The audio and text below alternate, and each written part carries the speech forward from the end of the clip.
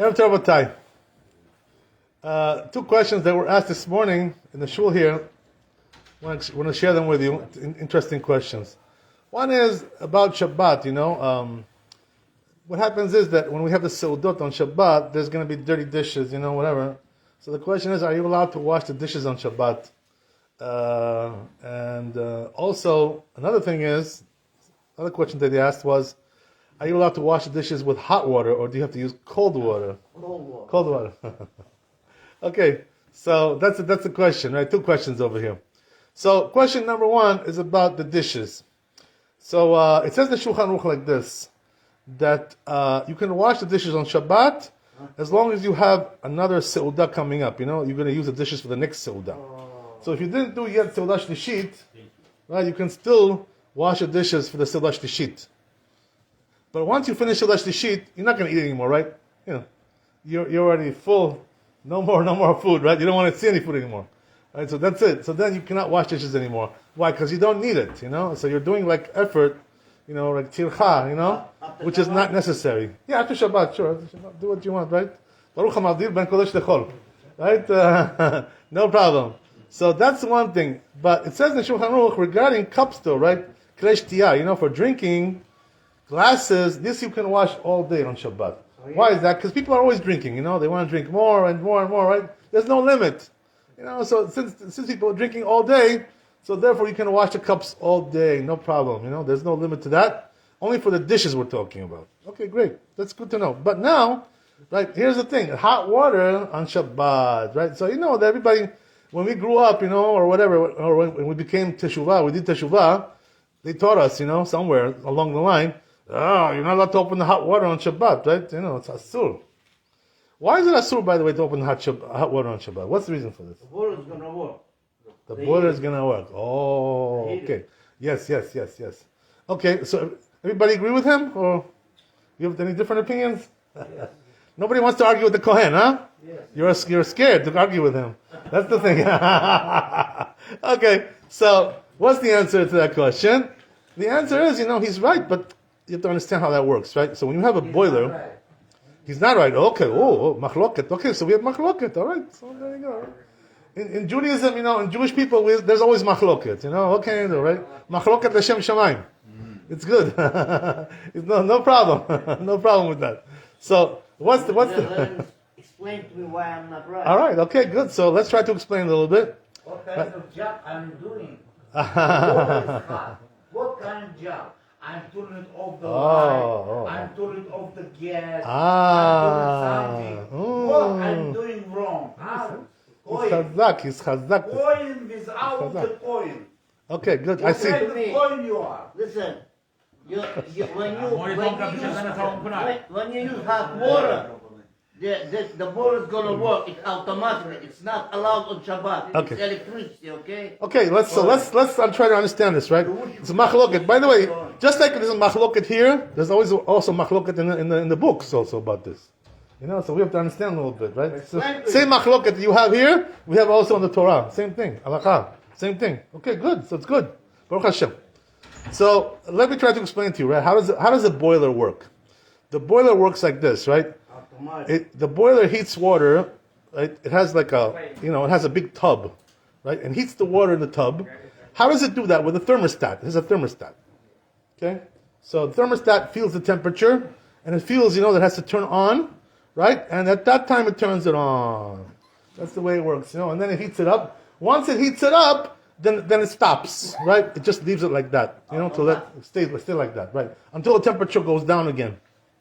Right? That's the way it works. Okay. Now, here's the thing, right? What happens is that when you in your house, right, open the tap, the hot water, what happens over there in the boiler? What's going on there? So I'll explain to you, right, what's going on. The cold water is now coming into the tub. It's coming in into the tub, right? So the water in the tub is hot, right? Because it already got heated. Cold water coming in. What happens to that cold water? Gets cooked. This is the thing. Because that hot water on the bottom, it cooks it. You understand? This is the problem. So what happens is that when the water is coming in, it's getting also cooked by the hot water inside. You understand? This is the problem. You understand? When you open the tap, this is what happens over there. So now here's the thing, right? But there are some poskim, who want to say that this is not a problem. Why? Why? A good question. Good question. Why? So the answer is because they say, you're not doing it directly.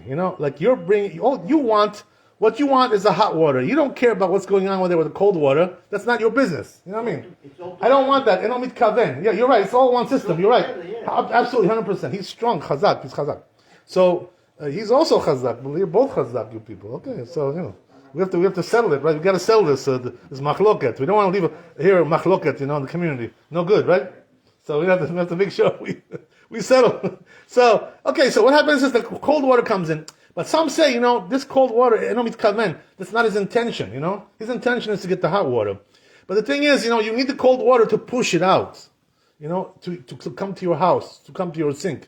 You need the push, the pressure, that's the pressure that comes in. It comes in like that, right? So this is the way it works, the boiler. And then what happens is that once the thermostat feels, that the water is cold there, it starts the machine again, right? To heat it up again, the water. Again, right? But this is automatic, automati. Right? This is not, you're not doing this.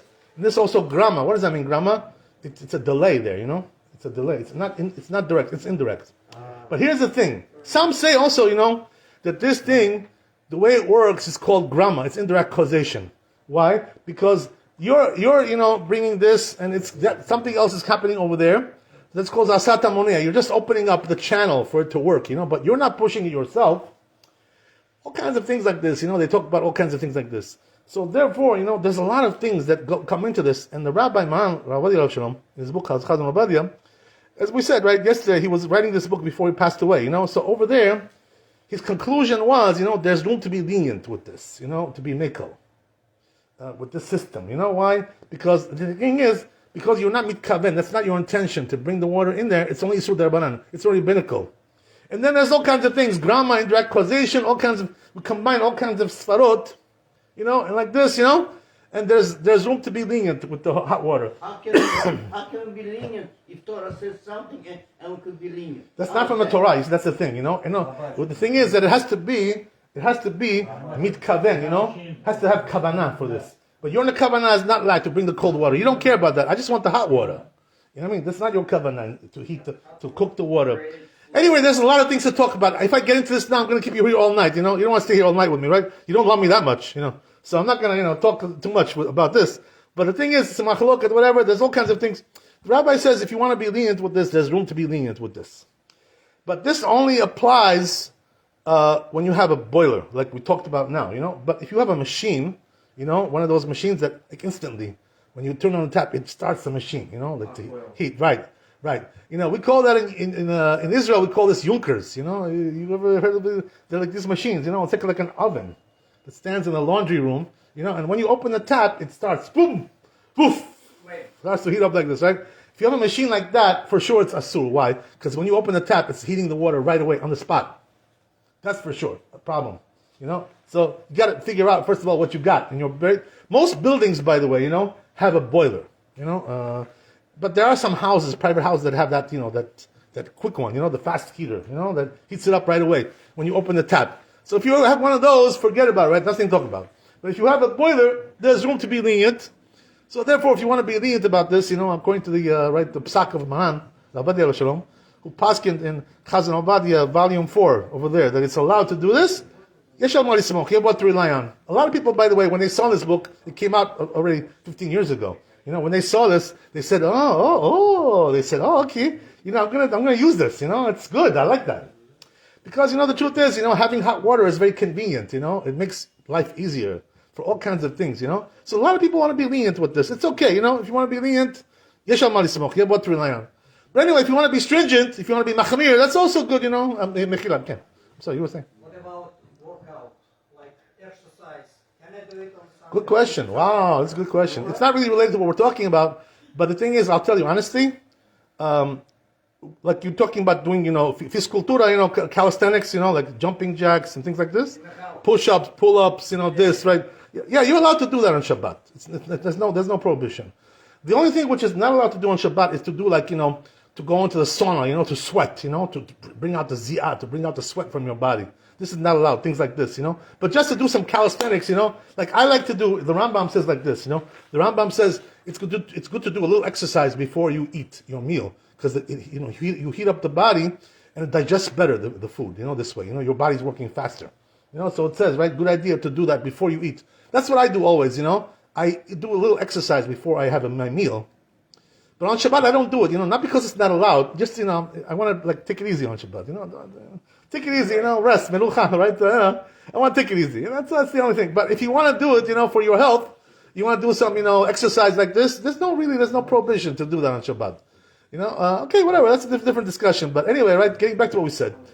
So now there's another question, right? So therefore, right, bottom line is like this, you're allowed to wash dishes on Shabbat as long as you have another meal coming up.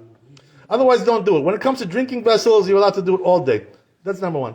Number two, right, there was another question, interesting question, which Jonathan asked me this morning. And he's not here, he went, but nice question, which is that if a person is orphan, yatom, or she's almana, right, a woman who's a widow.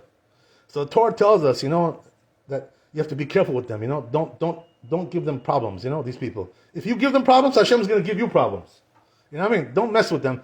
Because Hashem loves them, He protects them, because they're very insecure. The almana and the yatom. The widow and the orphan. You understand? So that's why you got to be careful with them, don't afflict them. Don't mess with them like that. Don't give them tzarot, don't give them, make them cry, because you're going to get punished for that. Hashem is going to punish you. So the question is like this, what he asked me was, okay, we understand the Torah teaches us that, but the question is, how long does this go? In other words, what is it called? What is it called yatom, by the way? That means that a person has no parents, he grew up without parents. Right? He has no parents. They died or whatever it was. Right? Something happened, he has no parents. That's called yatom. Almana, that means that, the husband died, right? And she got left by herself. So these people are very insecure. So says the Rambam, even if they have money, these people, they're not poor. Still, you're not allowed to afflict them. You're not allowed to give them tzarot. Because they feel insecure. So how long does this go? So says the Rambam, the yatom is called yatom until when? Until he's already self-sufficient. He has parnasah, he can take care of himself, He doesn't need nobody to help him. Once he reaches that level, he's already not yatom anymore. That's it, because he's already, self-sufficient. He's a man, he has parnasah, he has his life and everything in order, but he's not called yatom anymore. That's it. Once he's already that much secure. What about almana? Right? The almana is a little bit different, right? Because really, this can go all your life. If a woman doesn't have a husband. So the only way to fix that problem would be what? If she marries another man. That would be the only way to fix it. But until then, if she doesn't want to marry another man, she's almana all her life. That's what it is, So you have to be careful, not to afflict her, not to give her tzarot. Because Hashem will punish you, lo aleinu, right? It says in the Torah, you make trouble for them, Hashem says, I make trouble for you. Watch out. Don't mess with them, I'm their father, so don't mess with them. That's the thing, but that only applies, as we said, right, for a certain time. The almana until she remarries, and the yatom, right, until he already self-sufficient. He has his own parnasah, he can take care of himself, he doesn't need nobody to, to treat him like a baby anymore. He's grown up and mature. Baruch Adonai le'olam, amen amen. Rabbi Hananiah ben Shomer, רצה הקדוש ברוך הוא לזכות ישראל, לפי חכיר בא להם תורה ומצוות שנאמר אדוני חפש, למען צדקו יגדיל תורה ויאדיר.